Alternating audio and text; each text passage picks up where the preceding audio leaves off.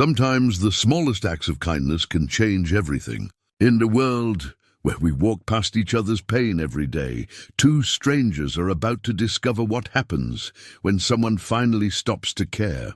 Marcus Langston built a tech empire but lost his way after his wife's death, while Emily struggles to feed her children after medical bills destroyed her life. When their paths cross in a Chicago grocery store over a stolen can of baby formula, neither expects what comes next. Marcus sees past Emily's desperation to her dignity, and Emily shows Marcus that wealth means nothing without purpose. But can a friendship born from such different worlds really survive when the past comes calling?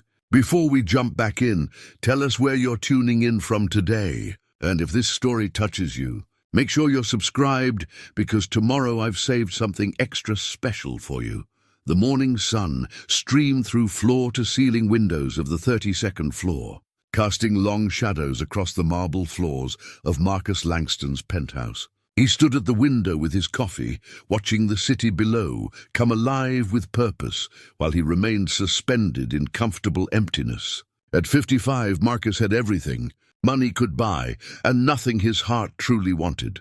The, quote, wedding ring on his left hand caught the light, a simple platinum band that Sarah had chosen because she said elaborate things distracted from what mattered. He twisted it absently, a habit that had grown stronger in the 18 months since her death. The ring was all he had left of a woman who had believed wealth was meaningless unless it lifted others up. His reflection in the window showed a man who had aged well, silver threading through dark hair, wearing clothes that cost more than most people made in a month. The irony wasn't lost on him that he looked successful while feeling utterly defeated.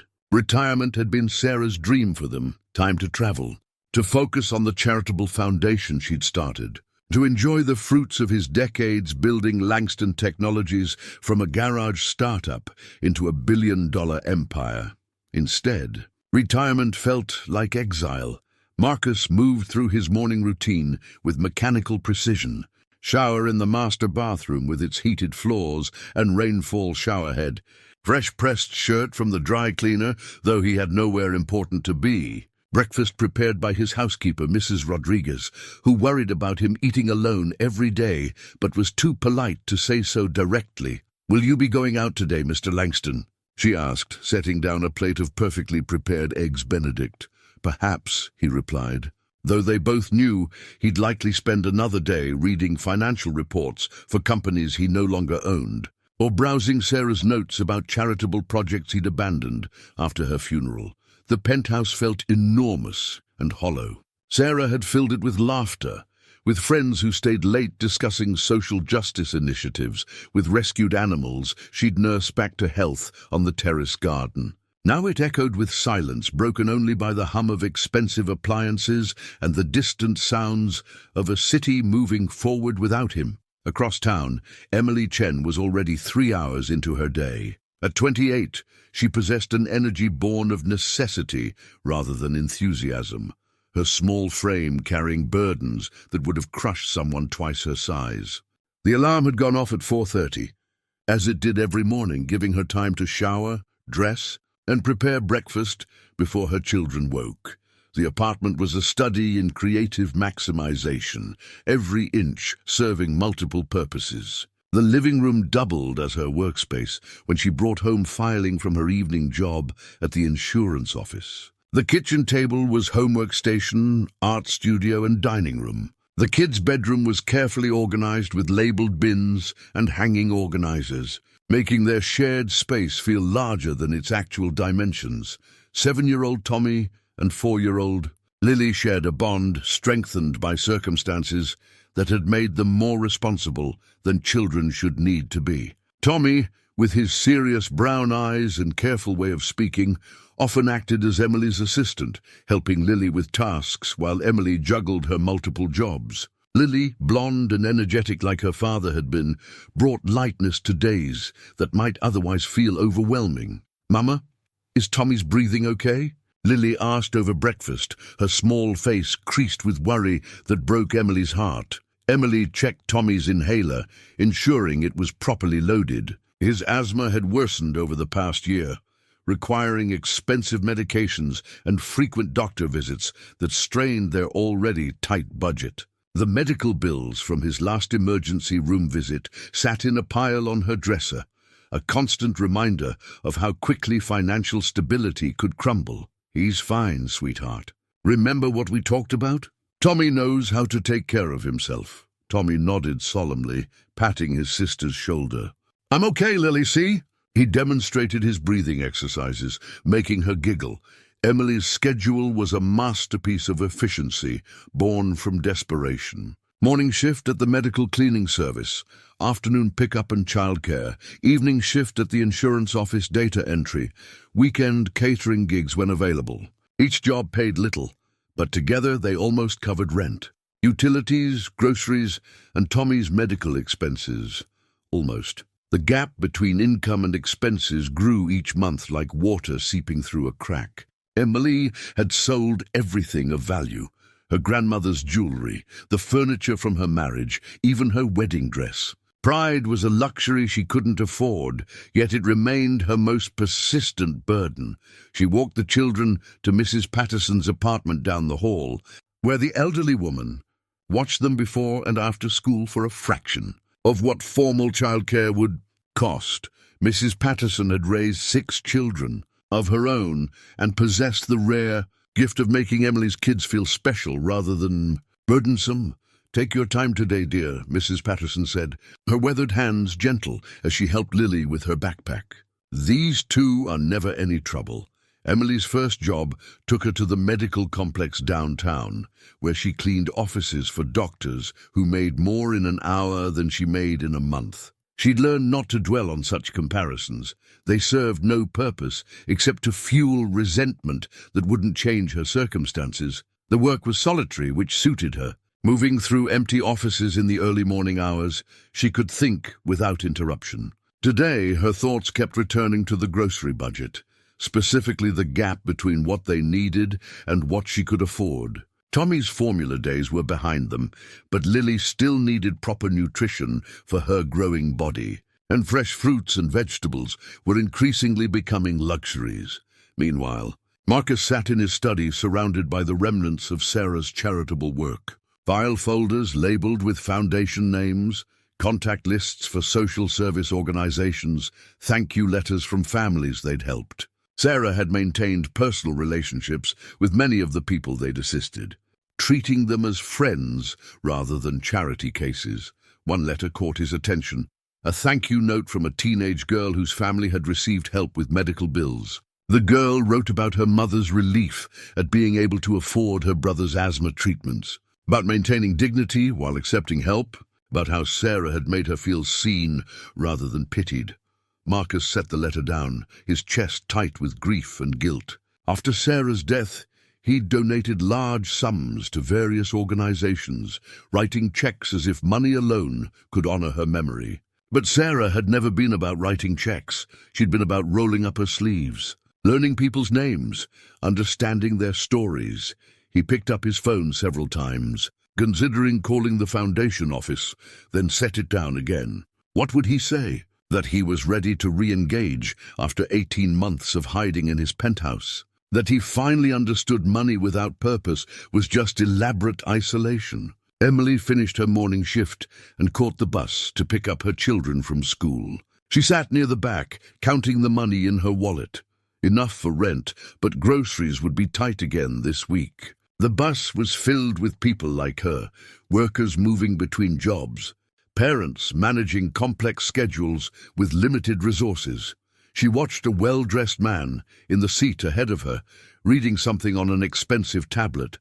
His clothes suggested a life untroubled by concerns about utility bills or medical expenses. Emily felt no resentment toward him. Such feelings were wasted energy, but she did wonder what it would feel like to wake up without immediately calculating costs and weighing necessities against desires. As evening approached, Marcus made a decision that surprised him. Instead of dining alone in his penthouse, he would go out for groceries. Not because he needed anything, Mrs. Rodriguez kept the kitchen well stocked, but because he needed to be around other people, even if just as an observer. Emily rushed through her afternoon routine, getting the children settled with Mrs. Patterson before heading to her evening job. But first, a quick stop at the grocery store for necessities they couldn't do without. Milk, bread, peanut butter, and the baby formula that served as Lily's bedtime comfort when mixed with warm milk. She calculated carefully in her head as she moved through the store. Every item had to justify its cost. The generic brands, the sale prices, the mental mathematics of survival.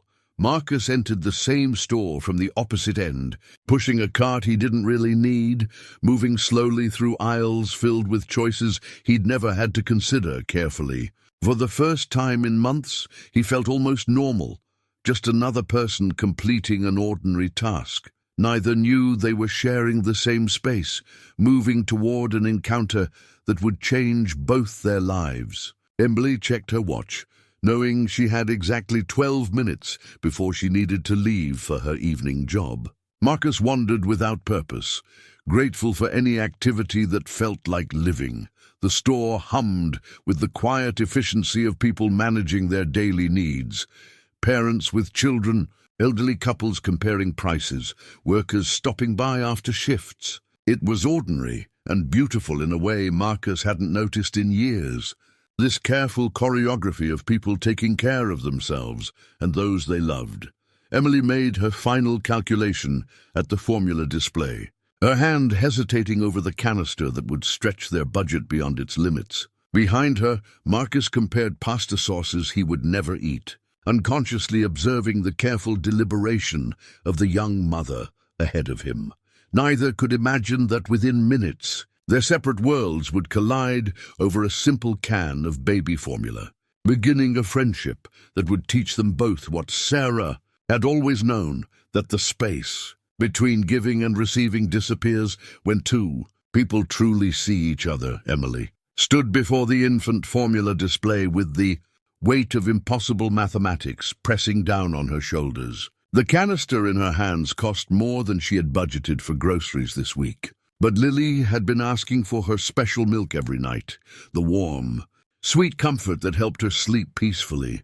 She glanced around the store, noting the security camera overhead, the guard making his rounds near the pharmacy section. Emily had never stolen anything in her life. She'd been raised by a mother who cleaned houses with dignity, who taught her that poverty was not a character flaw, but stealing was a choice that diminished your soul. But tonight felt different. Tonight, the gap between necessity and resources felt unbridgeable. Marcus had wandered to the produce section, absently examining apples he had no intention of buying. His attention drifted to the young woman in the formula aisle, something about her careful examination of price tags stirring a memory he couldn't quite place. She held herself with the particular tension he'd seen in Sarah's. Clients at the foundation, people trying to maintain composure, while fighting battles no one else could see. The woman's clothes were clean, but showed wear at the edges. Her purse was large and shapeless, the kind that held the detritus of a busy mother's life. She picked up different formula containers, comparing prices with the focused intensity of someone for whom every dollar carried weight. Emily's internal debate raged as she stood frozen in the aisle. Lily didn't actually need the formula.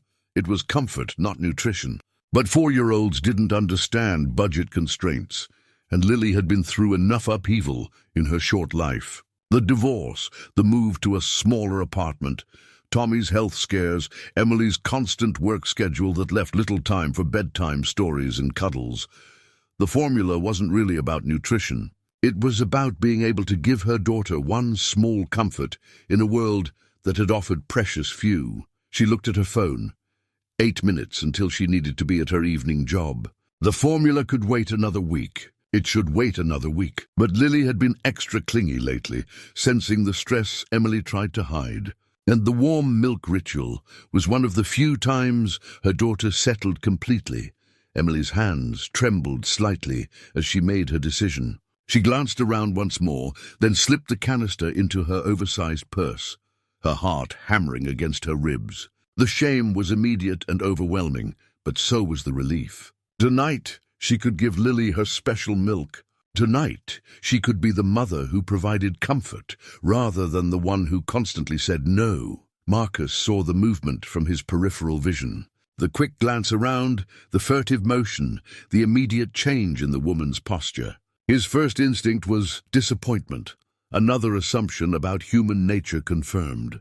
But something in her body language after the act stopped him from looking away. She didn't move toward the exit with the confident stride of an experienced shoplifter. Instead, she stood perfectly still, her face a mask of misery that spoke of lines crossed, of principles abandoned under pressure. This wasn't someone who stole for the thrill, or even from habit. This was someone who had been pushed to a breaking point. The security guard had noticed too. Marcus watched him begin a casual approach, positioning himself to intercept the woman before she could leave the store. The guard was young, probably working his way through college, doing his job without malice, but also without understanding the desperation that drove good people to desperate choices. Emily forced herself to move normally through the store, picking up bread and peanut butter, trying to project casual purpose while her guilty conscience screamed. She knew she should put the formula back, should find another way to comfort Lily tonight. But her feet kept moving toward the checkout lanes, each step carrying her further from the woman she'd thought herself to be. At the self-checkout station, Emily scanned her legitimate purchases with hands that shook slightly. The machine's cheerful beeps felt accusatory. She was almost finished when she sensed someone approaching from behind. "Excuse me, miss." The security guard's voice was polite but firm. "I need to check your receipt and your bag." Emily's world tilted. Around them, other shoppers continued their evening routines, unaware of the small drama unfolding. She thought of Tommy and Lily waiting with Mrs. Patterson, of the evening job she would be late for, of the call to children's services that might follow an arrest. "Of course," she managed, her voice steady despite the earthquake in her chest. Marcus found himself moving before he'd made a conscious decision. Sarah had always said that the moment someone needed help was not the time for internal debate about worthiness or consequences. You helped first and sorted out the complexities later. Oh, there you are. Marcus's voice carried the authority of someone accustomed to being heard. He approached Emily with a smile that suggested familiarity. "I've been looking everywhere for you. Did you find the formula we discussed?" Emily stared at him in shock. He was older, well-dressed, with kind eyes that held no judgment despite clearly understanding the situation. The security guard looked between them, his certainty wavering. "I believe there's been a misunderstanding," Marcus continued smoothly, addressing the guard. "This young lady is helping me shop for my—" He paused, his brain scrambling for a plausible relationship. "For my daughter's family. I asked her to pick up the formula while I finished in produce." The guard's confusion was evident. "Sir, I saw her put the formula in her bag, yes. Because I asked her to carry it while we finished shopping together." Marcus's tone remained pleasant, but carried an edge that suggested the conversation was over. "Is there a problem with how we're conducting our shopping?" Emily stood frozen, uncertain whether to flee or play along with this stranger's inexplicable kindness. Marcus gently took her arm, the touch reassuring rather than controlling. "Shall we go pay for everything together?" he asked her, his eyes encouraging her to follow his lead. Numbly, Emily nodded.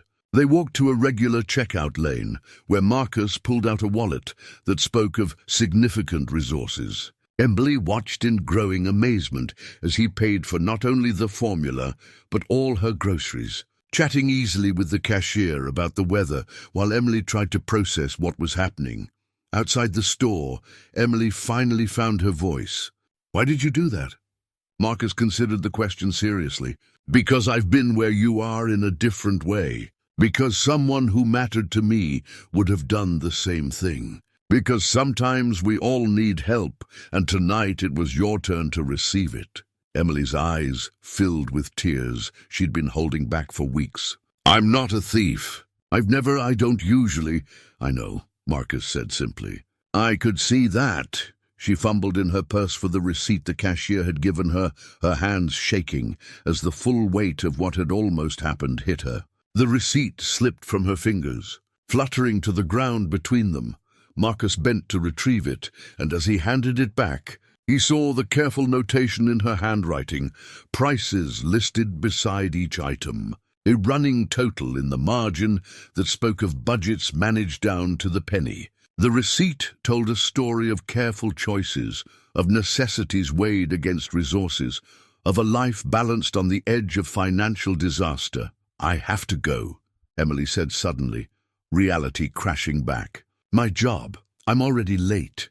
She hurried toward the bus stop, then remembered her groceries and returned for the bags Marcus still held. Their hands brushed as he transferred them to her, and she met his eyes for a moment. "Thank you," she whispered. "I don't know why you helped me, but thank you." Before Marcus could respond, she was gone, hurrying toward a battered Honda that had seen better years. He stood in the parking lot, watching as she loaded her groceries, and sat in the driver's seat for a long moment before starting the engine. From his position across the lot, Marcus could see her shoulders shaking.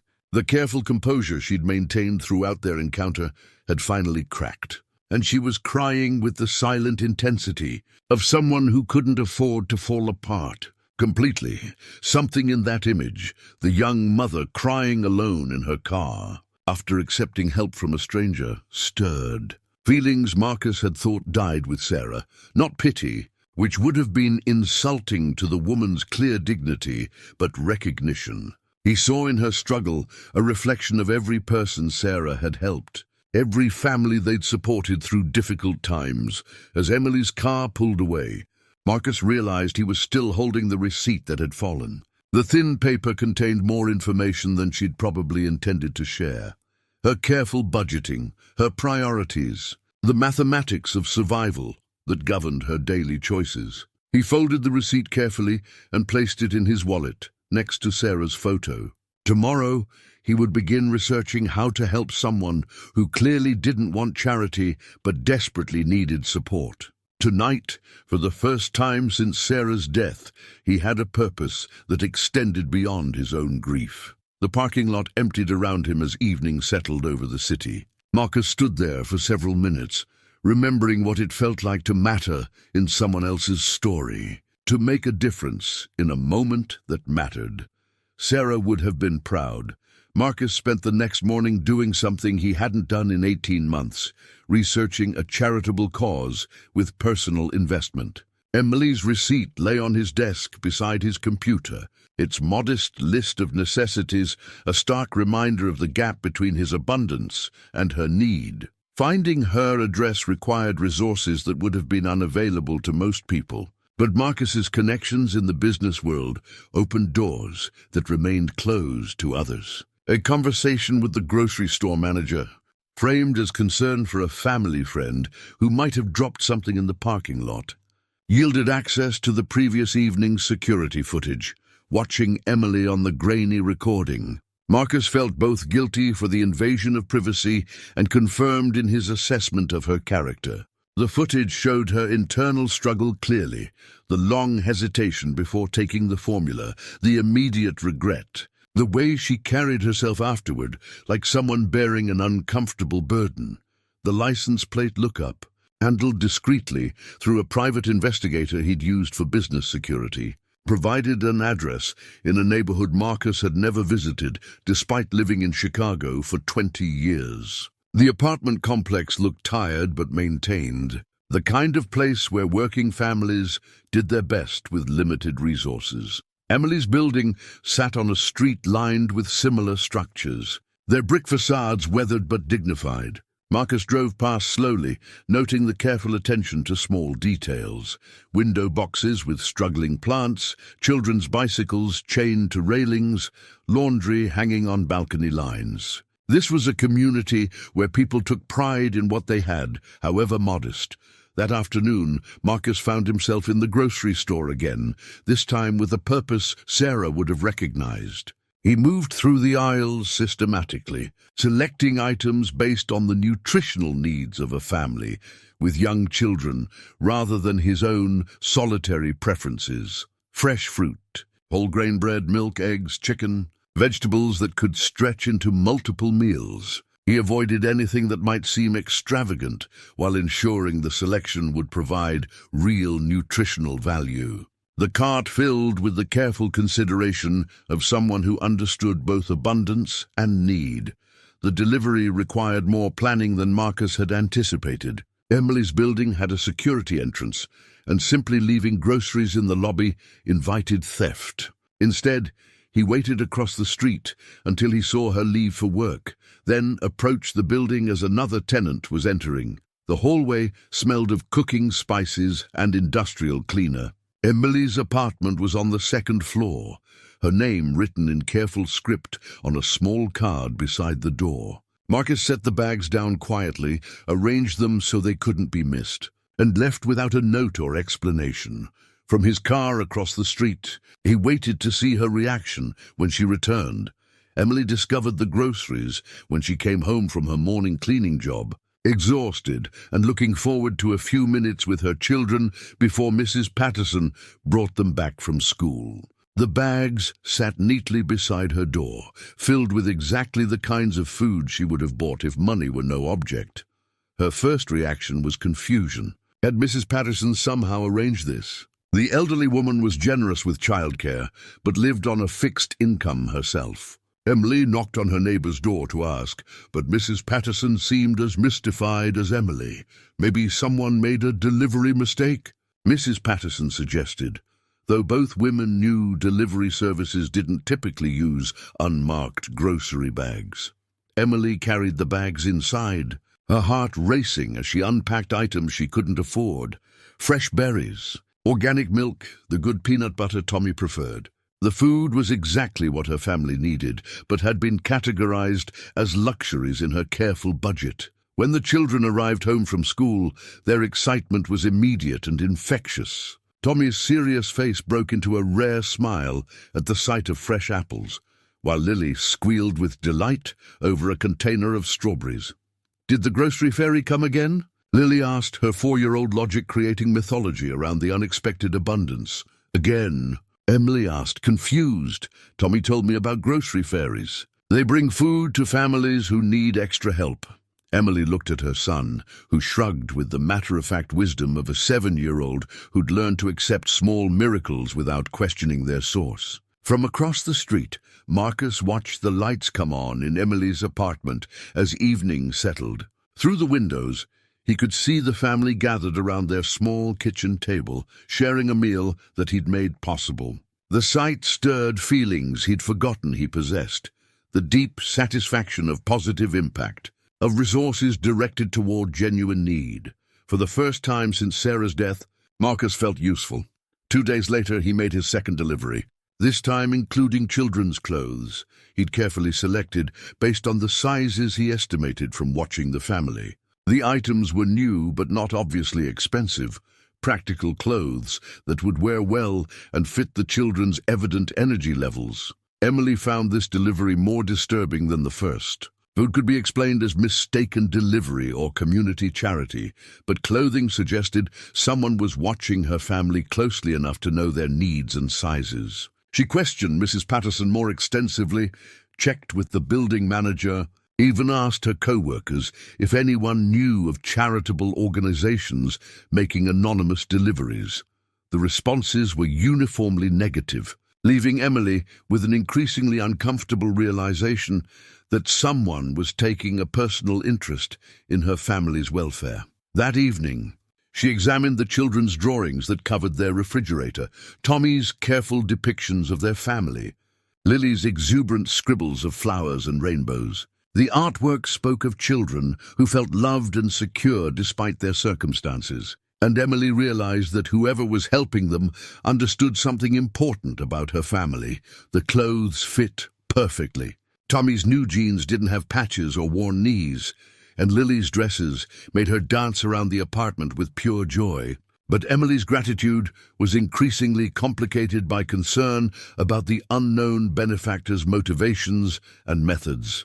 Marcus, meanwhile, found himself thinking about Emily's family throughout his days. The simple act of helping had awakened something in him that 18 months of grief had suppressed, the sense of purpose that had driven him Through years of building his business and supporting Sarah's charitable work, he began researching her situation more thoroughly, using resources available to someone with his connections. The medical bills, the employment history, the careful financial management that barely kept her family afloat, all painted a picture of someone doing everything right while battling circumstances beyond her control. Sarah's voice seemed to whisper in his mind during these research sessions, reminding him of conversations they'd had about the difference between charity and empowerment, between helping and enabling.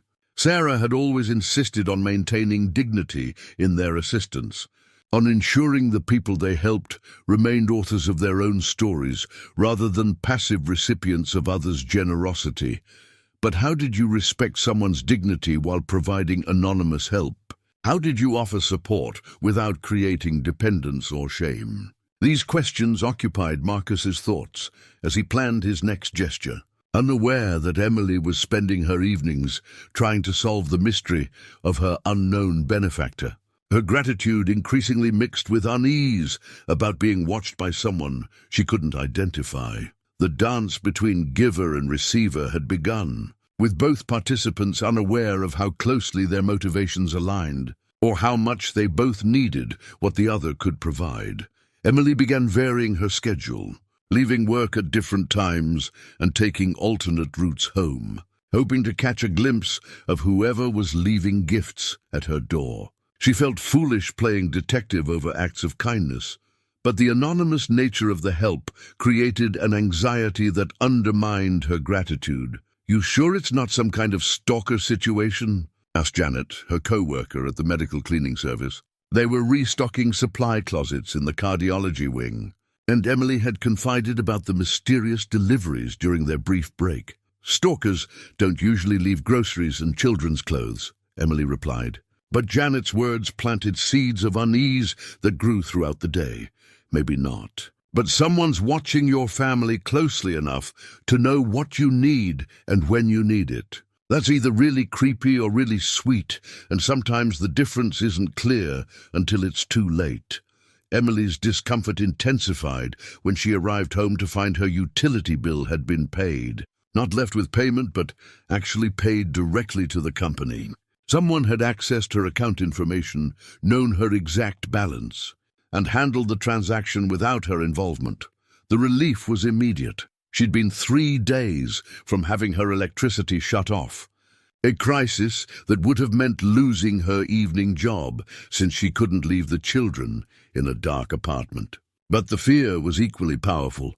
Who had access to her personal financial information? How were they obtaining details about her private struggles? That evening, Emily left a note taped to her door. "To whoever has been helping my family, while I'm grateful for your kindness, I'm uncomfortable with the anonymous nature of these gifts. Please stop. If you want to help, please identify yourself so we can discuss this properly. Thank you for understanding." Emily Chen. Marcus found the note on his next delivery attempt, 3 bags of groceries in his hands and a sudden understanding of how his help might feel from Emily's perspective. He'd been focused on providing assistance while maintaining his own comfort through anonymity, not considering how invasive his actions might seem to someone with no context for his motivations. Standing in Emily's hallway, Marcus realized he was at a crossroads. He could respect her request and stop helping, leaving her to struggle with problems he could easily solve. Or he could find a way to continue that honored her dignity while addressing her legitimate concerns about privacy and boundaries. He left the groceries as planned, but included a business card with his contact information, his old card from Langston Technologies, the company he'd built over 3 decades before, selling it the previous year. On the back he wrote simply, "I mean no harm. Please call if you'd like to discuss." A friend who understands difficult times. The business card represented everything Emily had suspected about her mysterious benefactor: significant wealth, established success, the kind of resources that could easily overwhelm her small problems. Marcus Langston, former CEO of a technology company she'd heard of but never understood, living in a world she could barely imagine. Emily stared at the card for an hour after finding it, her emotions cycling between gratitude, suspicion, and a peculiar sense of loss. The mystery had been solved, but with it came the uncomfortable reality that someone of Marcus's stature had been observing her failures and responding to them with solutions she couldn't provide for herself. Marcus spent the evening remembering Sarah's final months, when her cancer had stripped away their illusions about controlling life's outcomes. He'd thrown himself into business during her illness, using work as an escape from the helplessness of watching someone he loved suffer beyond his ability to fix. After her death, he'd abandoned not just Sarah's charitable work, but any meaningful engagement with the world beyond his penthouse. The foundation had continued operating with hired staff, but Marcus had withdrawn completely, writing checks but avoiding personal involvement that might reopen wounds still too fresh to heal. Helping Emily had been his first step back toward the world of caring, and her note made him realize how much he'd needed this project, not just to honor Sarah's memory, but to remember what it felt like to matter in someone else's story. 3 days after leaving his business card, Marcus received a call that changed everything. "Mr. Langston, this is Emily Chen. You're the one who's been helping my family." Her voice carried exhaustion beyond anything he'd heard before, and Marcus knew immediately that something had gone wrong. "Yes, I am. Is everything all right? My son Tommy, he had an asthma attack tonight. A bad one. We're at Children's Memorial and he's stable now, but—" Emily's voice broke slightly. "The bills from his last emergency visit aren't even paid yet, and now there's going to be more, and I don't know how—" "Which hospital?" Marcus asked, already reaching for his car keys. "Mr. Langston, I'm not calling to ask for money. I wanted to thank you for everything you've done, and to tell you that I understand why you helped. I needed to know you were a real person, not just some anonymous force in our lives." Marcus paused, recognizing the careful dignity in her words. Emily wasn't asking for help, despite desperately needing it, which made her situation more compelling rather than less. "Would it help if I came to the hospital? Not to take over or make decisions, but just to be there?" The long silence on Emily's end spoke volumes about internal debates between pride and need, between maintaining independence and accepting support from someone who could provide it without sacrifice. "Tommy keeps asking for his book," she said finally. "The one about trains that was in those groceries you left. I couldn't bring it because everything happened so fast, and he's scared in this place, and that book helps him calm down." "I'll bring the book," Marcus said simply. "What room?" 20 minutes later, Marcus stood outside the pediatric emergency department, holding a children's book about trains and experiencing emotions he'd carefully avoided since Sarah's death. The hospital smells, the worried families in waiting areas, the sense of life balanced on the edge of circumstances beyond anyone's control. All of it stirred memories he'd tried to suppress. But underneath the grief was something Sarah would have recognized: the pull toward service, toward using his resources and advantages to ease suffering he had the power to address. For the first time since her death, Marcus felt her presence not as absence, but as encouragement to step forward into meaningful engagement with another person's struggle. Emily appeared in the hallway, looking smaller than he remembered, her usual composure strained by hours of worry and the fluorescent harshness of hospital lighting. When she saw him holding Tommy's book, her careful control finally cracked. "Thank you," she whispered, and Marcus understood that her gratitude encompassed more than just the book. It was acknowledgement that sometimes accepting help was its own form of courage. The hospital encounter had changed something fundamental between Marcus and Emily, though neither could have articulated exactly what. Seeing Tommy recover in his hospital bed, clutching his train book while Emily dozed in the uncomfortable visitor's chair, Marcus had felt the weight of real responsibility for the first time since Sarah's death. Emily, meanwhile, had seen Marcus not as a wealthy stranger dispensing charity, but as someone genuinely concerned about her family's welfare. The way he'd sat quietly in Tommy's room, asking no questions, but simply being present during a frightening night, had demonstrated a kind of caring that transcended financial assistance. But the morning after Tommy's release brought back all of Emily's familiar anxieties about accepting help. In the stark light of her small apartment, with medical bills already accumulating from the emergency visit, the gap between her resources and Marcus's felt overwhelming again. She found herself drafting a thank you note that took 3 attempts to get right. "Dear Mr. Langston, I don't have adequate words to thank you for your kindness to my family. Last night could have been much worse without your help, and not just the financial part." Tommy felt safer knowing someone cared enough to bring his book. "I understand now that your help comes from a genuine place, and I'm grateful even though I'm still learning how to accept it gracefully. I hope someday I can pay your kindness forward to someone who needs it. Emily and family." She left the note where groceries usually appeared, weighted down with a small stone from Lily's collection, and spent the day wondering if she'd struck the right tone between gratitude and independence. Marcus found the note that evening and read it 3 times in his car before going upstairs to his penthouse. Emily's careful handwriting reminded him of thank you letters Sarah used to receive from families they'd helped, formal yet personal. Dignified despite difficult circumstances, the note went into his wallet beside Emily's grocery receipt and Sarah's photo, tangible evidence of connection in a life that had felt disconnected for too long. When Emily returned from work the next day, she found not just groceries, but a small envelope tucked between the bags. Inside, on expensive stationery, was a brief response. "Dear Emily, your note means more than you know. I've been learning, too, about the difference between helping and caring. Thank you for letting me be useful again." A friend who's grateful for the reminder that kindness matters. Emily carried the note inside and read it again while Tommy and Lily explored the latest delivery. Fresh vegetables, good bread, and a small container of the expensive yogurt Lily loved, but Emily rarely bought. "Mama, did the grocery fairy write you a letter?" Lily asked, examining the envelope with intense 4-year-old curiosity. "Something like that, sweetheart." That evening, Emily found herself writing another note.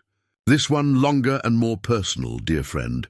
I've been thinking about what you wrote about learning to care. I think I'm learning too, about accepting help without losing myself. My neighbor Mrs. Chen says that sometimes refusing help hurts the giver more than receiving it helps the receiver. I'm not sure I understand that completely, but I'm trying to. Tommy is doing much better, and he wants me to tell you the train book is his favorite.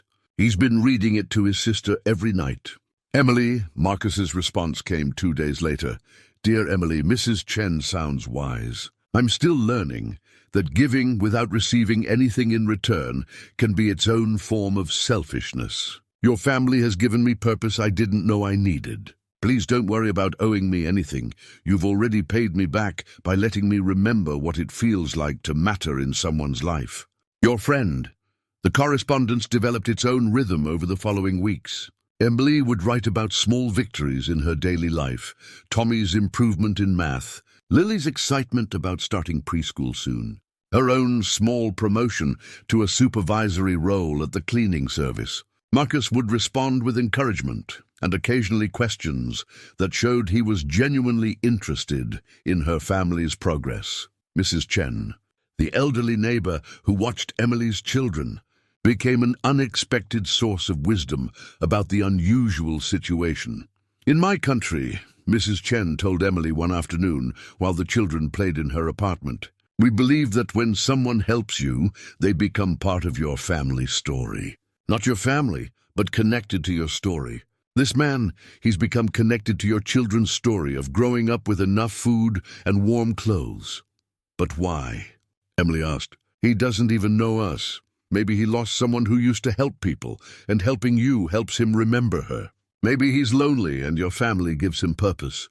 Maybe he just believes people should help each other when they can. The why matters less than the how, and he helps with respect." Emily began sharing more personal details in her notes, carefully testing the boundaries of their unusual friendship. She wrote about Tommy's dreams of becoming an engineer, about Lily's artistic talents that covered their refrigerator with colorful drawings, about her own hopes of maybe finishing college someday when the children were older. Marcus's responses revealed glimpses of his own story, mentions of his late wife's charitable work, his struggle with retirement, his gradual understanding that money without purpose felt meaningless. He never mentioned specifics about his wealth or business success, focusing instead on the emotional landscape of loss and rediscovered meaning. "Your wife sounds like she was an amazing person," Emily wrote, after Marcus mentioned Sarah's passion for social justice. "I hope I can meet her someday."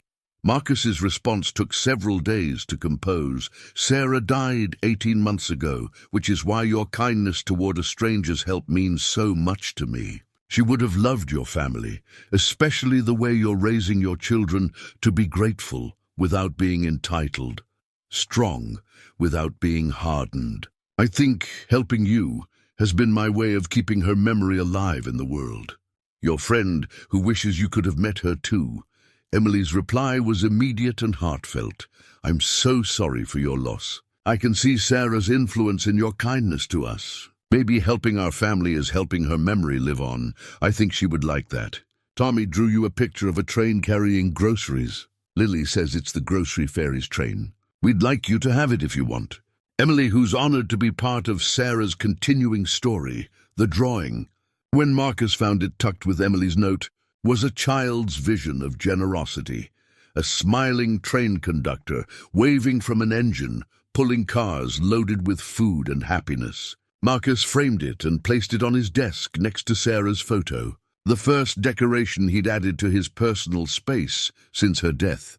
For the first time in months, his penthouse felt less like a mausoleum and more like a home where love was still possible. The eviction notice arrived on a Tuesday, tucked between grocery store circulars and credit card offers, like a time bomb disguised as ordinary mail. Emily stared at the official document that gave her 30 days to pay. 3 months back rent or vacate the apartment. That had been her family's sanctuary for 2 years. The rent increase had come without warning. The building's new management company implementing market rate adjustments that transformed affordable housing into impossibility overnight. Emily's careful budget, already stretched to accommodate Tommy's medical expenses, couldn't absorb an additional $400 per month. She sat at her small kitchen table, surrounded by the medical bills that had triggered this crisis. Tommy's emergency room visit had been followed by specialist appointments, new medications, and follow-up tests that generated paperwork faster than Emily could process the financial implications. The bills spread before her told a story of excellent medical care and devastating costs. That evening, Emily's note to Marcus carried a weight that couldn't be hidden. "Dear friend, I'm facing a situation that groceries and kindness can't solve. Our building has new owners who raised our rent beyond what I can manage. I have 30 days to find the money or find a new place to live. I'm not writing this to ask for help. Some problems are too big for anyone else to solve. I just wanted you to know that our correspondence has meant everything during this difficult time. If we have to move, I'll miss leaving notes for someone who has shown my family such unexpected grace. Emily, who's grateful for every day of your friendship." Marcus read the note 3 times, his heart sinking with each word. Emily's careful language couldn't disguise the desperation underneath, or her determination to maintain dignity even while facing homelessness. Her refusal to ask directly for help, even when losing her home, demonstrated the same pride that had made accepting groceries difficult. But this wasn't a problem that could be solved with anonymous deliveries or encouraging notes. Housing required contracts, credit checks, deposits, and paperwork that couldn't be left quietly on doorsteps. Marcus spent the night walking through his penthouse, remembering conversations with Sarah about the difference between charity and empowerment. Sarah had always insisted on meeting the families they helped, on understanding their full situations before offering assistance. She'd believed that dignity required relationship, that real help happened through connection rather than distance. You can't help someone you don't know. Sarah had often said. Money without relationship is just transaction. People need to be seen, not just supported. Marcus had been hiding behind anonymity as much to protect himself as to preserve Emily's dignity. Revealing himself would require emotional investment beyond writing checks. It would make him vulnerable to the kind of caring that had hurt so much when Sarah died. Emily, meanwhile, found herself working longer hours at jobs that couldn't possibly generate enough income to solve her housing crisis. Her supervisor at the medical cleaning service, Mr. Patterson, had been pressuring the staff to work faster with fewer supplies, turning an already demanding job into an exercise in constant stress. You can clean these offices in 4 hours instead of 6 if you stop being so thorough, Patterson told Emily and her co-worker Janet during their morning briefing. Management wants efficiency, not perfection. But Emily couldn't bring herself to do mediocre work, even when speed might have allowed her to take on additional shifts. Her patients' families deserved clean environments for healing, and cutting corners felt like betraying the trust of people facing their own crises. "You need to meet this grocery fairy of yours," Janet said during their break, watching Emily calculate rental costs on her phone. "Maybe he's got connections, knows someone with affordable housing. Rich people always know other rich people." "It's not that simple," Emily replied, though she'd been having similar thoughts. The anonymity that had once seemed respectful now felt like a barrier to the kind of help she actually needed. Marcus found himself visiting the grocery store where they'd first met, hoping to encounter Emily naturally rather than through their note exchanges. He wandered the aisles where he'd first seen her struggle with impossible choices, remembering the careful way she'd examined price tags and weighed necessities against resources. The store felt different now that he understood. More about the families who shopped there, people making difficult decisions between medications and groceries, between heat and rent, between their own needs and their children's welfare. Marcus realized how much of the world's struggle he'd missed from his penthouse perspective. On his third visit, he spotted Emily in the cereal aisle, comparing prices with the same focused intensity he remembered from their first encounter. She looked tired in a way that went beyond physical exhaustion, carrying the weight of problems that sleep couldn't cure.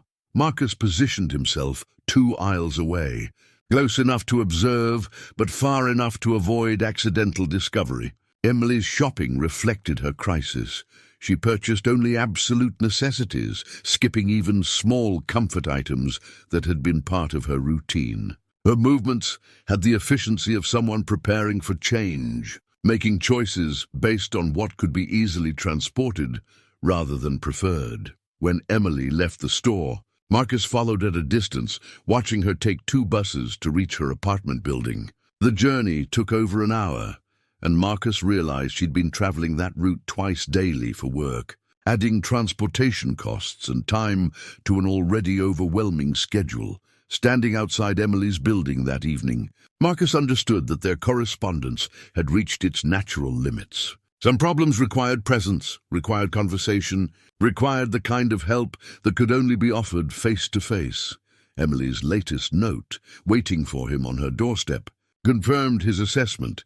"Dear friend, tomorrow I'm going to start looking for a new apartment we can afford.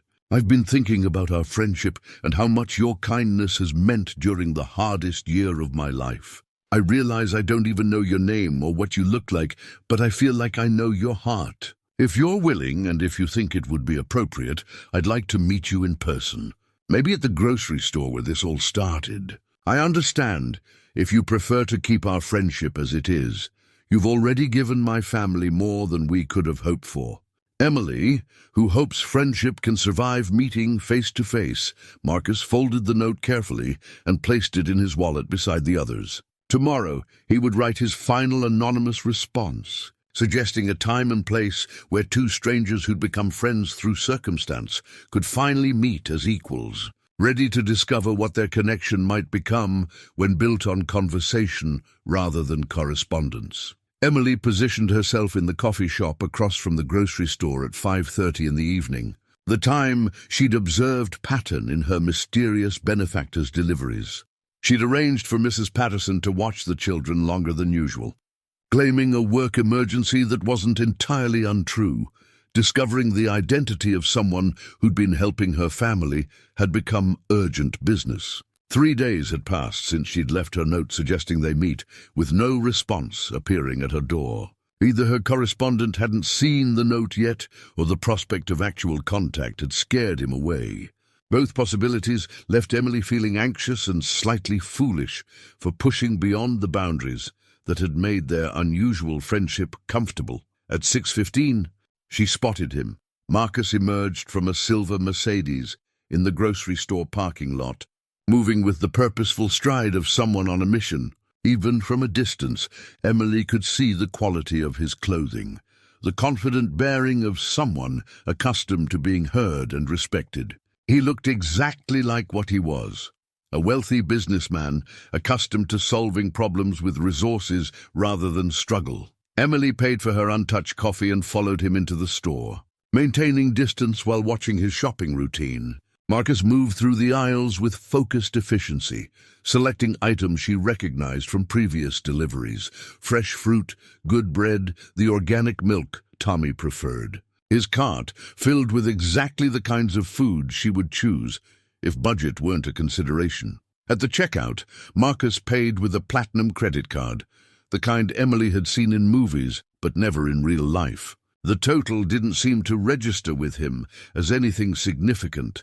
Money spent without the careful calculation that governed every purchase in Emily's world. Emily followed him back to the parking lot, her heart racing as she approached his car while he loaded groceries into the trunk.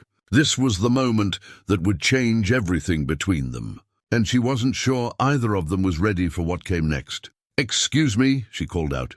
Her voice steadier than she felt. Marcus turned, and Emily saw his face clearly for the first time. Kind eyes, silver-touched hair, an expression that moved quickly from surprise to recognition to something approaching panic. "You're my grocery fairy," Emily said, the children's term feeling suddenly appropriate for the surreal situation.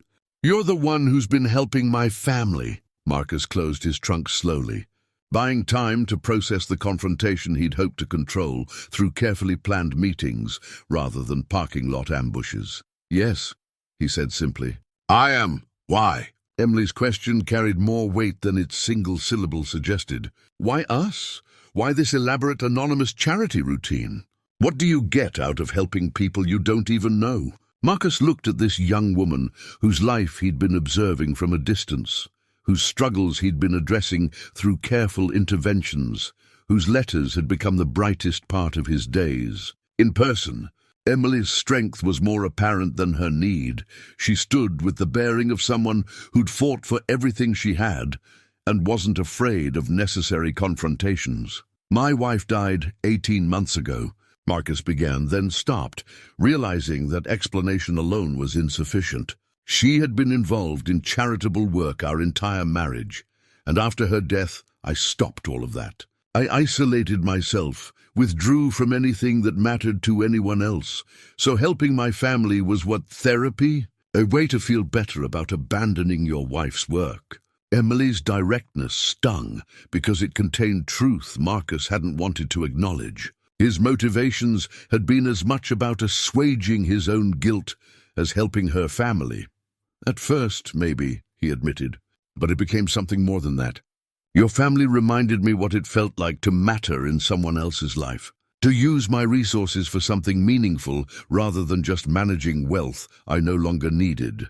"Your resources," Emily repeated, her voice sharp with hurt pride. "You're Marcus Langston. I looked you up after you left your business card. You sold your company for hundreds of millions of dollars. My family's entire financial crisis wouldn't make a dent in your monthly investment income." Marcus winced at the calculation, understanding how his casual ability to solve her problems might feel insulting rather than helpful. "Emily, I never meant to make you feel like a charity project, but that's exactly what we were, wasn't it? The poor family you could help from a distance, write off on your taxes, feel good about without actually getting involved in our messy, real lives." The anger in Emily's voice surprised them both. She'd expected to feel grateful when she finally met her benefactor, Not this complicated mix of appreciation and resentment. Marcus reached into his wallet, withdrawing a worn photograph he'd carried since Sarah's death. "This is my wife, Sarah. I think you should see this." Emily took the photo reluctantly, glancing at it to be polite before returning her attention to their conversation. But something in the image made her look again, more carefully this time. The woman in the photograph had kind eyes and prematurely grey hair, wearing a simple sweater and smiling at whoever was taking the picture. But it was her face that stopped Emily's breath, familiar in a way that seemed impossible, connected to memories Emily hadn't accessed in years. "When was this taken?" Emily asked, her voice suddenly quiet. "About 3 years ago, at a women's shelter where Sarah volunteered. She worked there every week, helping families transition to independent housing." Emily stared at the photograph, time collapsing as recognition settled over her like dawn. New Horizons Women's Shelter, on Madison Street. "Yes. How did you—" Marcus stopped as he saw the understanding in Emily's eyes. "My mother worked there," Emily said slowly. "When I was 16, after my father left and before she got the job at the hotel. We lived there for 4 months while she saved money for our own apartment." Marcus felt the world shift around him. Pieces of a puzzle he hadn't known existed suddenly arranging themselves into an impossible picture. "Sarah was there every Tuesday and Thursday," Emily continued, her voice growing stronger as the memories clarified. "She ran a program for teenagers whose families were in transition. She helped me with my homework, talked to me about college, made me believe my circumstances didn't have to define my future. Sarah never told me specific names of the people she helped," Marcus said, his own voice barely above a whisper. "She said their privacy mattered more than my curiosity. She probably wouldn't have remembered me specifically anyway. There were always new families cycling through." Emily paused, studying the photograph more intently. "But I remember her. She made me feel seen in a way I hadn't felt since my father left. Like I mattered beyond being someone's burden." The parking lot around them seemed to fade away as both Emily and Marcus processed the implications of this revelation. What had seemed like random charity was actually connected destiny, a continuation of help that had begun years earlier through Sarah's direct involvement. "She helped you before," Marcus said, understanding flooding through him, "without me even knowing. And now you're continuing what she started," Emily finished. "Except you've been doing it alone, without knowing the history." Emily handed the photograph back to Marcus. Her earlier anger transformed into something more complex: wonder, gratitude, and a deep sense of purpose she couldn't quite name. "This changes everything," she said finally. "Yes," Marcus agreed. "It does." They stood in the grocery store parking lot as evening settled around them, 2 strangers whose lives had been connected through a third person neither of them could thank anymore. The anonymous charity had become something else entirely, a continuation of love that transcended death. "A reminder that some connections run deeper than circumstance, I think," Emily said carefully. "That Sarah would want us to know each other as real people, not as helper and recipient." Marcus nodded, understanding that their unusual friendship was about to become something neither anonymous nor simple, but potentially more meaningful than either had imagined possible. "Would you like to get coffee?" he asked. "I think we have a lot to talk about."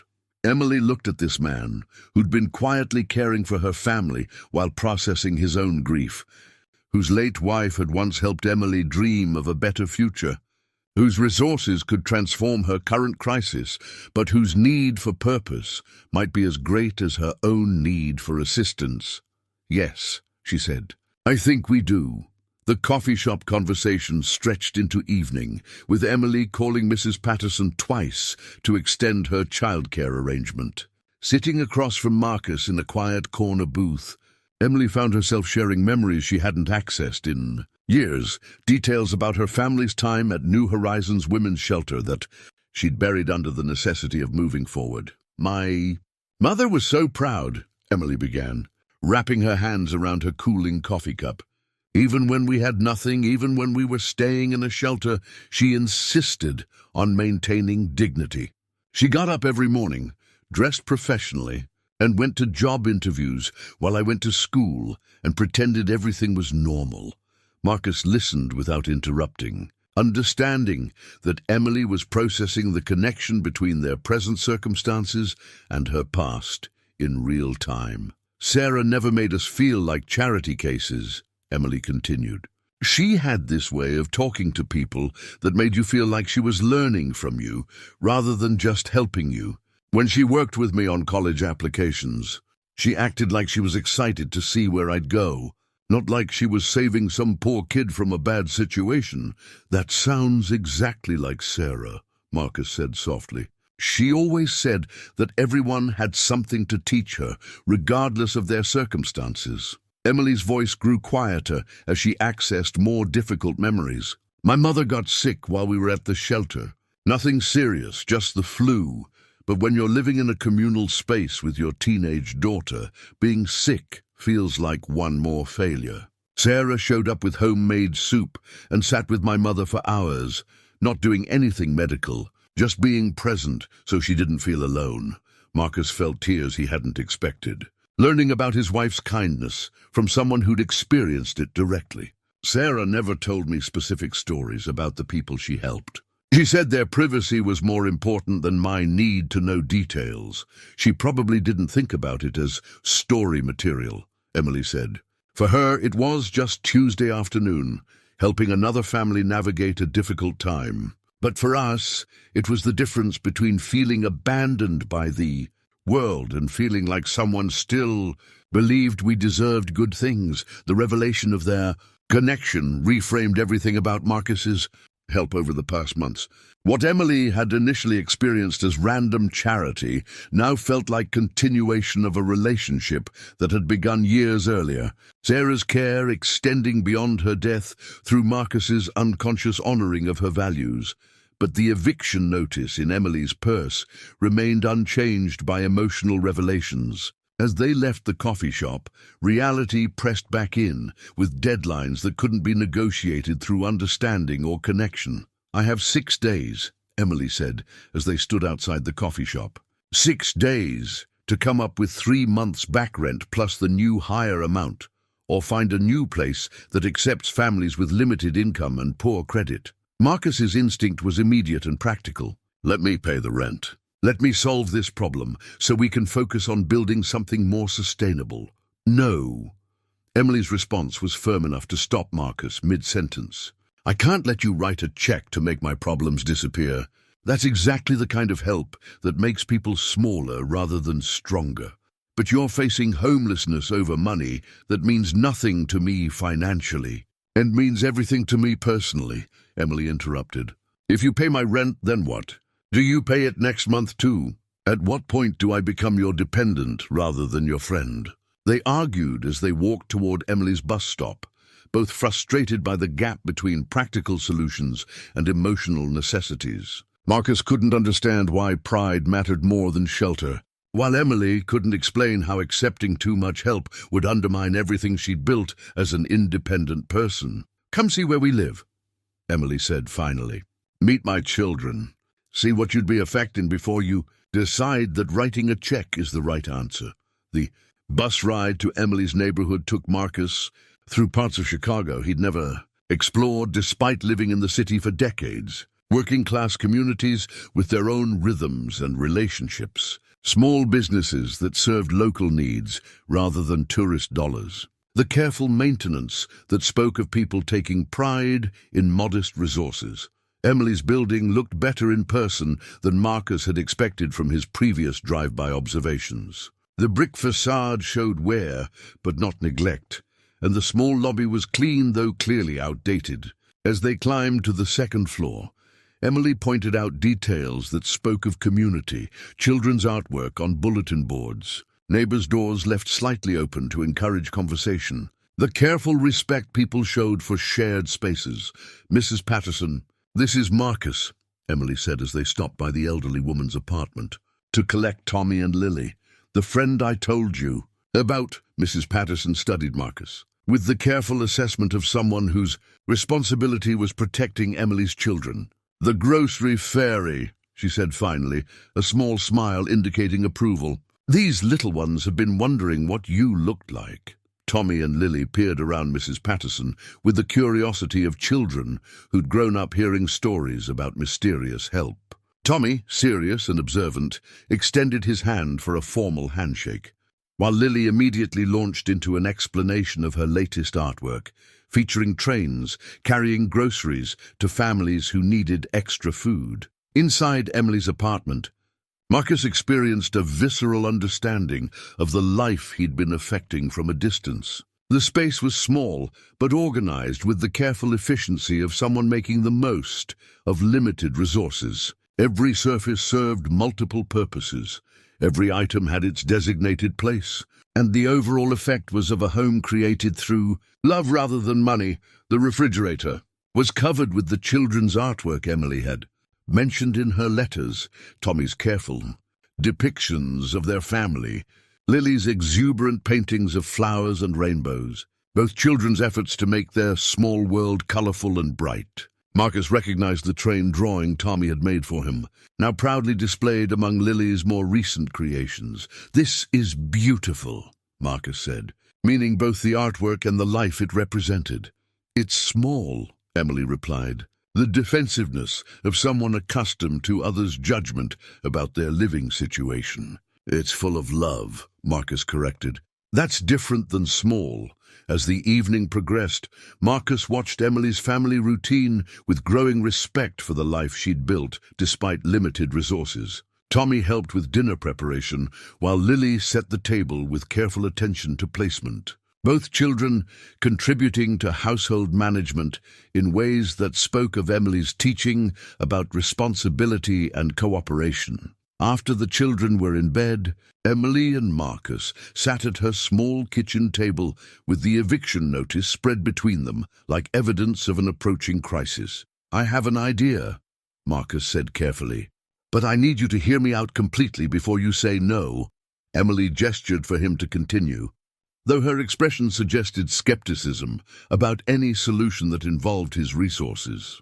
"Sarah's foundation is still operating, but I've been completely hands-off since her death. The staff handles everything: donations, grant-making, administrative work. But what Sarah really cared about was direct service, personal involvement with families who needed support." Emily listened without interrupting, though she could see where the conversation was heading. "What if," Marcus continued, "instead of me writing you a check, we restart that part of the foundation together? You could be the community outreach coordinator, working directly with families like yours, and the position would come with enough salary to solve your housing problem while building something sustainable." "You're offering me a job," Emily said slowly. "I'm offering us a partnership. I have resources, but no connection to the communities that need help.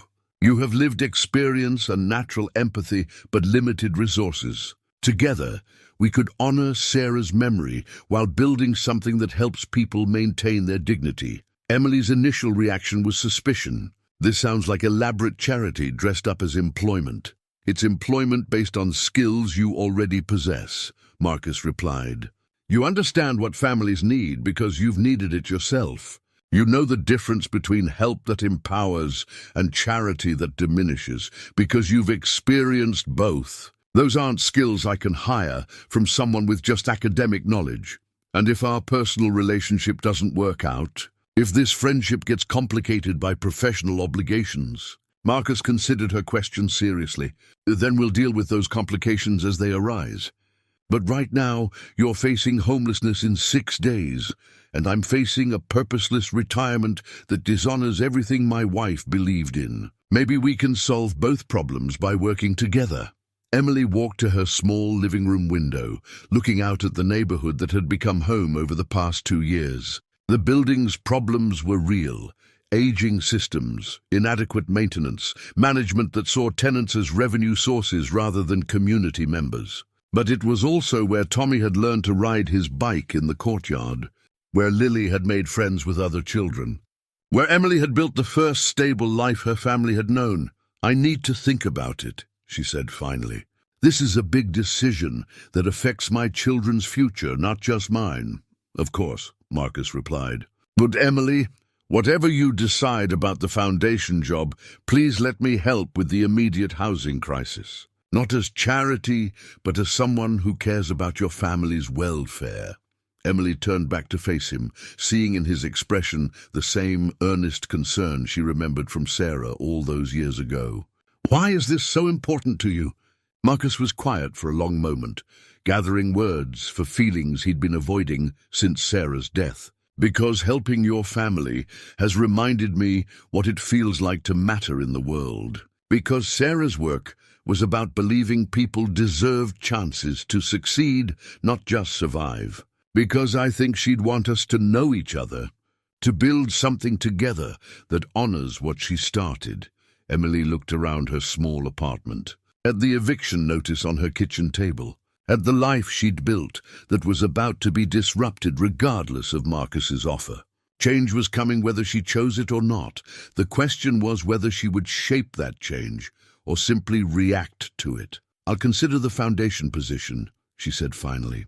"But I need to meet with the current staff, understand what the work would actually involve, make sure this is genuine partnership rather than elaborate charity." "Fair enough," Marcus agreed. "But what about the immediate housing situation?" Emily looked at him steadily, making a decision that felt both terrifying and inevitable. "Help me find a better apartment. Not just pay for this one, but help me find something better for my family. If we're going to be partners, let's start by building something better together." Marcus nodded, understanding that Emily had just offered him something more valuable than gratitude.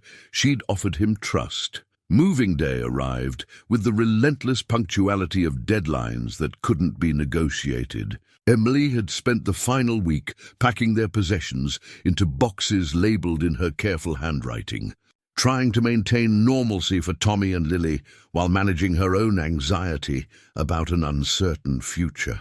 The children approached the move with the resilience that had carried them through previous upheavals, treating it as an adventure rather than a crisis. Tommy organized his belongings with methodical precision, while Lily decorated boxes with drawings that transformed cardboard containers into art projects. Emily had arranged for a small, moving truck through a service she could barely afford, planning to handle the physical labor herself, with help from Mrs. Patterson and a few neighbors. She was loading the first boxes when a much larger truck pulled up outside her building, followed by Marcus in his Mercedes. "What is this?" Emily asked as three professional movers emerged from the truck.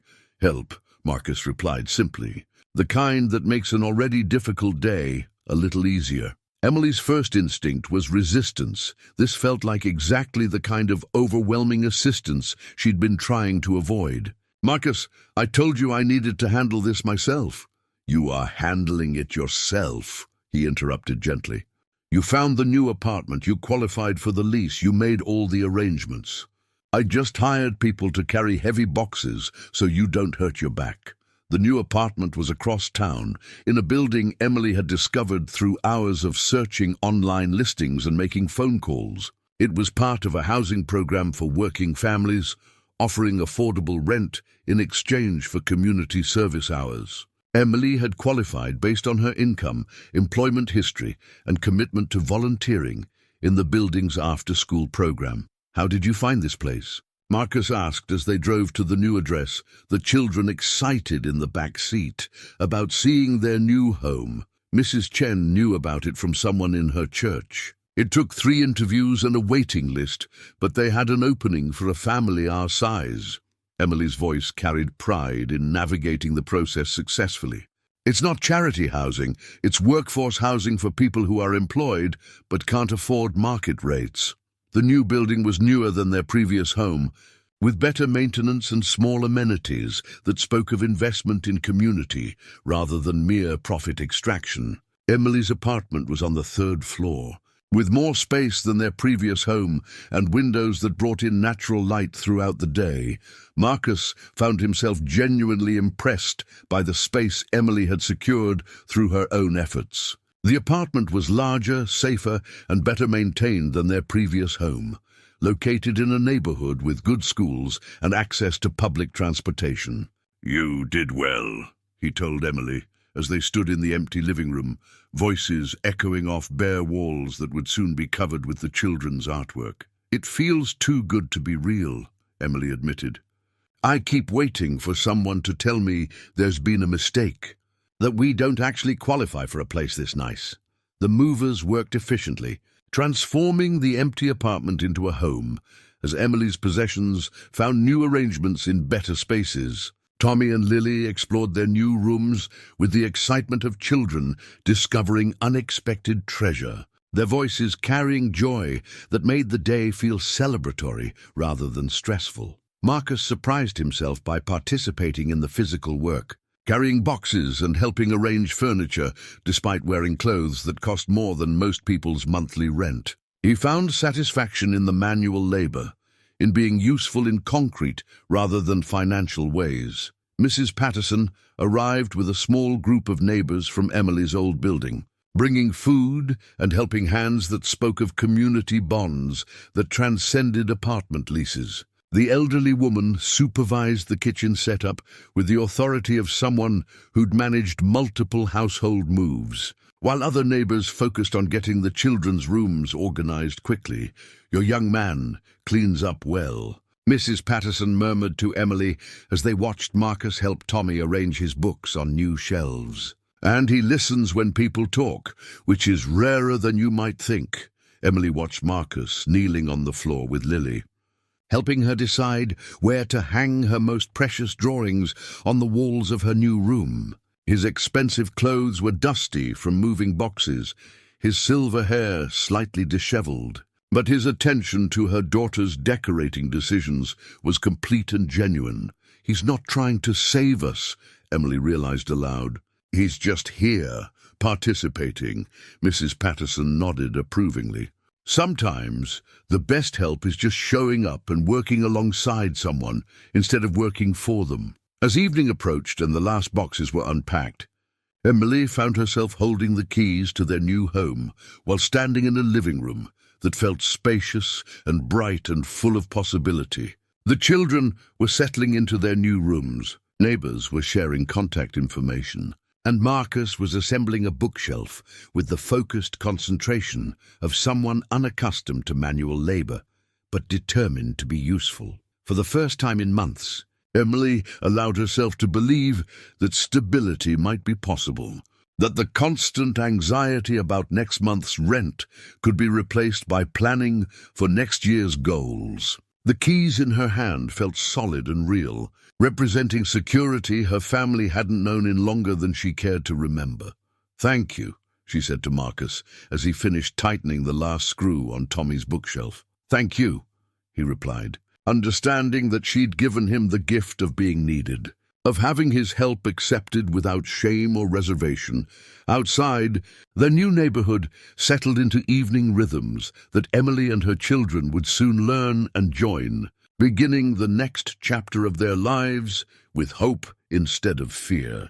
2 weeks after the move, Emily's new apartment had transformed into a genuine home.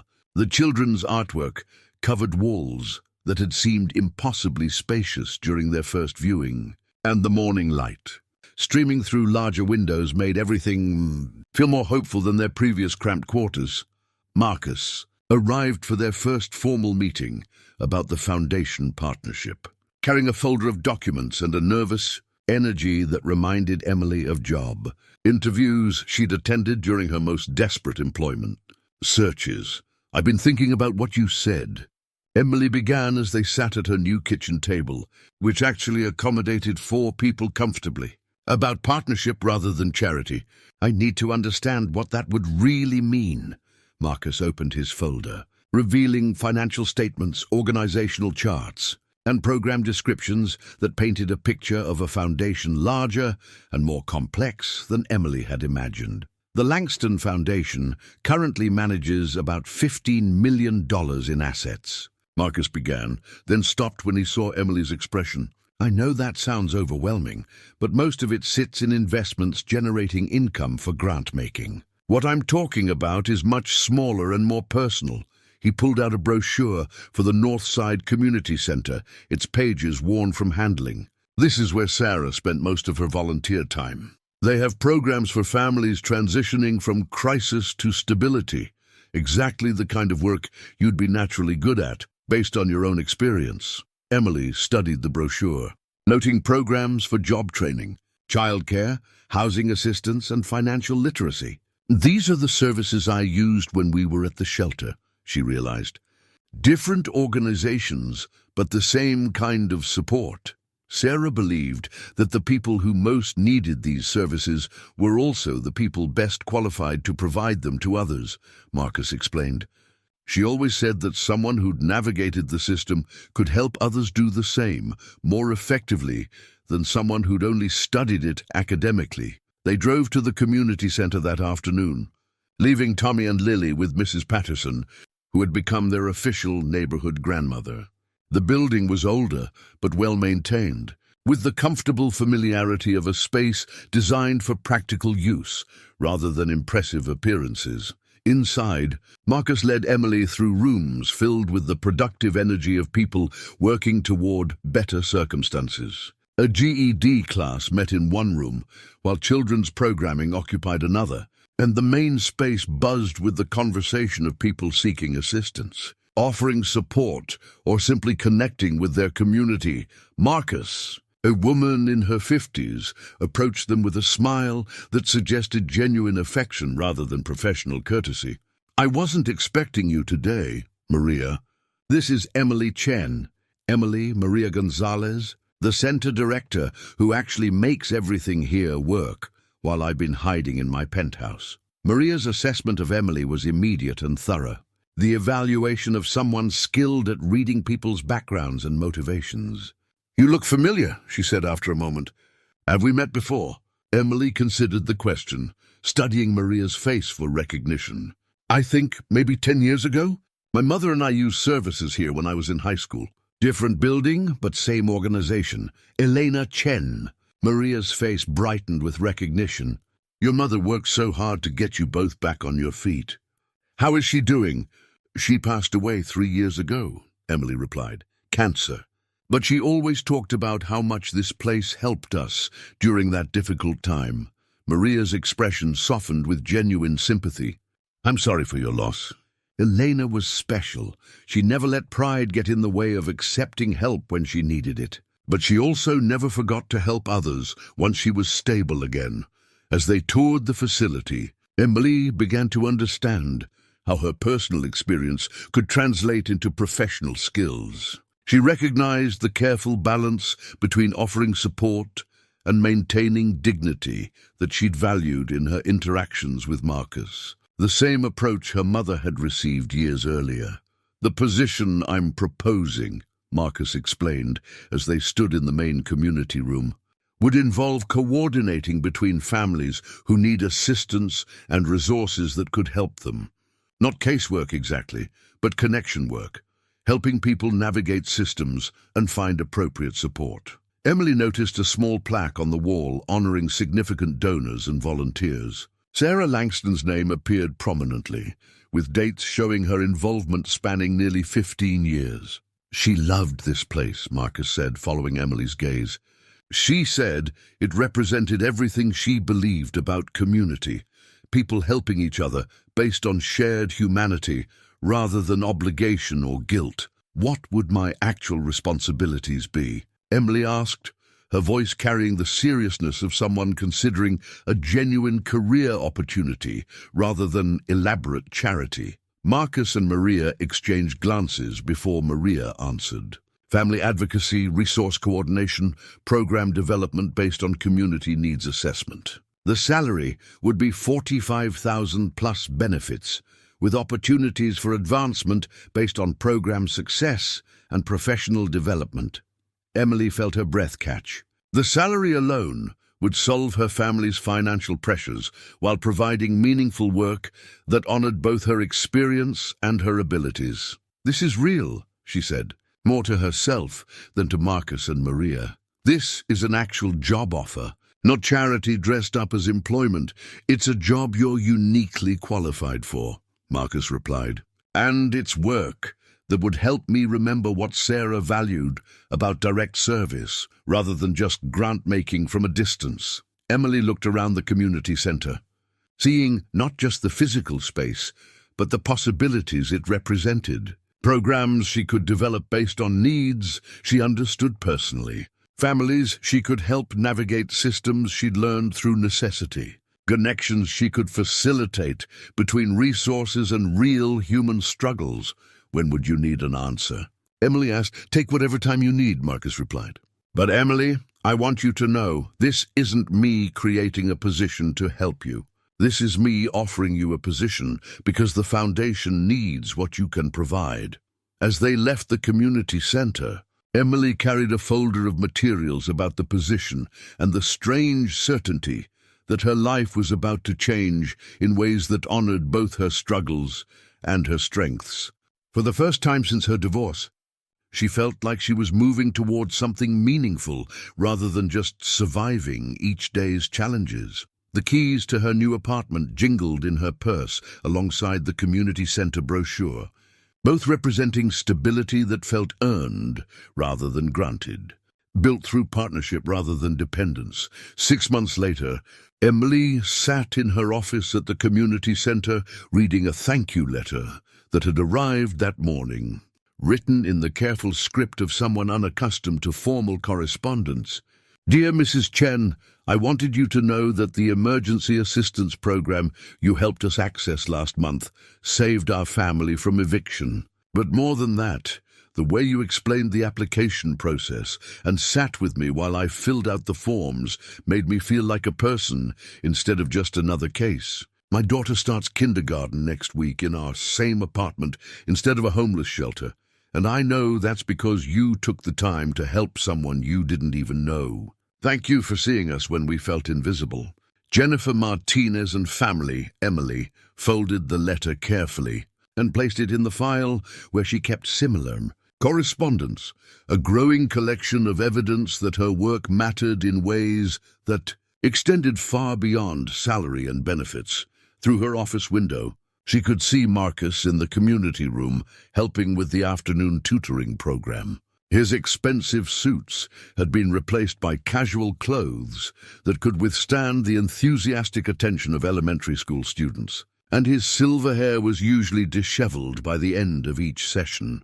The transformation had been gradual but unmistakable. The withdrawn widower, who'd once helped her family through anonymous groceries, had become someone who knew the names of the children he tutored, who understood which families needed extra support during difficult months, who attended community meetings where residents discussed neighborhood improvements and resource needs. Emily's own transformation had been equally significant. The defensive single mother, who'd once been ashamed of needing help, now managed programs that connected dozens of families with resources and support systems. Her experience navigating crisis while maintaining dignity had become professional expertise that benefited people facing similar challenges. The foundation work had exceeded both their expectations. Emily's community connections and Marcus's resources had created programs that addressed real needs with genuine respect for the families they served. Food assistance that felt like community grocery shopping rather than charity distribution. Housing programs that helped people qualify for better apartments rather than just providing temporary relief. Job training that led to actual employment rather than certificates with no practical value. Uncle Marcus brought us cookies, Lily announced as she burst into Emily's office after school, her backpack sliding off one shoulder and her cheeks flushed from running. Marcus appeared in the doorway behind her, carrying a container of Mrs. Rodriguez's homemade cookies and wearing the slightly overwhelmed expression of someone unaccustomed to 8-year-old energy levels. She insisted on stopping. By your office before we went upstairs, Marcus explained. Emily's apartment was now a regular part of Marcus's weekly routine. With Sunday dinners that had become family tradition, Tommy followed more sedately, his serious expression brightening when he saw Emily. Did you see the letter Mrs. Martinez sent? I helped her daughter with her math homework last week during the family program. Emily's children had adapted to their mother's work with the same resilience they'd shown during previous transitions. But this change felt different. Instead of surviving crisis, they were participating in building something positive. Tommy helped younger children with homework during family programming nights, while Lily distributed art supplies and offered enthusiastic encouragement to anyone willing to listen. "How was the board meeting?" Emily asked Marcus as they walked toward the parking garage. "Productive. The other board members are impressed with the program outcomes you've documented. We're expanding the housing assistance program and adding the financial literacy workshops you proposed." Emily smiled, remembering her initial terror at presenting program ideas to a board of wealthy philanthropists. Now she looked forward to these meetings, where her practical experience balanced their academic understanding of social issues. Marcus's penthouse had also changed over the months. Emily's family's presence on Sunday afternoons had brought life back to rooms that had felt like elegant mausoleums. Children's laughter echoed off marble floors, and Mrs. Rodriguez now cooked meals designed to please 8-year-old palates alongside adult preferences. That evening, as Emily prepared dinner in her own kitchen, while Marcus helped Tommy with a school project, and Lily practiced piano on the small keyboard they'd found at a community center rummage sale, she felt the contentment of a life that had found its proper shape. The grocery store where their story had begun now served a different purpose in their weekly routine. Emily and Marcus shopped together for the community center's emergency food program, their carts filled with staples that would help families bridge gaps between paychecks and paydays. "Remember when you used to follow me around this store like some kind of benevolent stalker?" Emily teased as they compared prices on canned goods. "I prefer concerned citizen conducting careful observation," Marcus replied with mock dignity. "And technically, I only followed you once." They developed the easy banter of people who'd navigated crisis together and emerged as genuine friends. Emily no longer felt self-conscious about the difference in their resources, while Marcus had learned to offer help in ways that strengthened rather than diminished the people he cared about. At the checkout, Emily noticed a young father ahead of them, carefully counting change for a small purchase of baby formula and diapers. She watched his internal calculation, the careful mathematics of survival she remembered from her own desperate days. Without discussion, Marcus stepped forward. "Excuse me," he said to the cashier. "I'd like to pay for this gentleman's items as well as ours." The young father turned, surprise and embarrassment warring in his expression. Emily stepped beside Marcus, her voice gentle but confident. "We've all been where you are," she told the young father. "Sometimes accepting help is just the first step toward being able to help someone else later." As they loaded groceries for the community center food program into Marcus's car, Emily reflected on the strange journey that had brought them to this moment. What had begun as anonymous charity had evolved into genuine partnership, personal friendship, and shared purpose that honored Sarah's memory while building something new. Sarah would be proud, Emily said as they drove toward the community center for the weekly family dinner program. "Sarah would be amazed," Marcus replied. She always believed people could change each other's lives if they were willing to really see each other. "I just never understood how much I needed saving too," Emily smiled, watching the familiar neighborhoods pass by the window. Tomorrow, they would help more families navigate systems, connect with resources, and discover their own strength. Tonight, they would share dinner with the community they'd helped build, surrounded by people who'd learned that accepting help and offering it were both forms of grace. The small acts of kindness that had brought them together had grown into something larger, a web of connection and support that would outlast any individual crisis.